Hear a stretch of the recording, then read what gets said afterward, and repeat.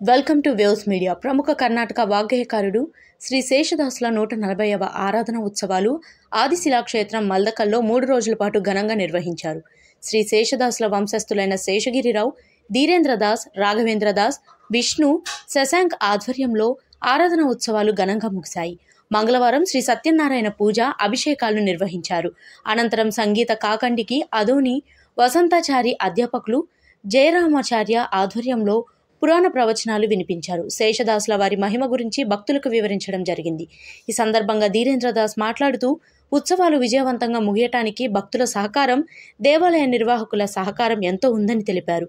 ఈ కార్యక్రమంలో దేవాలయ చైర్మన్ పట్వారి ప్రహ్లాదరావు, పట్వారి అరవిందరావు, చంద్రశేఖరరావు, బాబురావు, మధుసూదనాచారి, రమేష్, రవి, ప్రాణేష్, వెంకోబారావు, మనోహర్ రావు, ప్రకాష్ రావు, గోపాలరావు, అశోక్ తదితరులు పాల్గొన్నారు.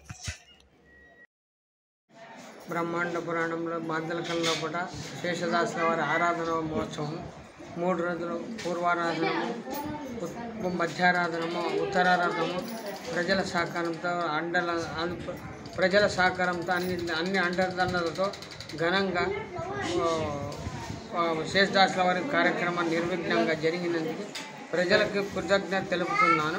ఇట్లా గుడి పెద్దలకి, చైర్మన్ గారు అందరికీ కృతజ్ఞత తెలుపుతున్నాను.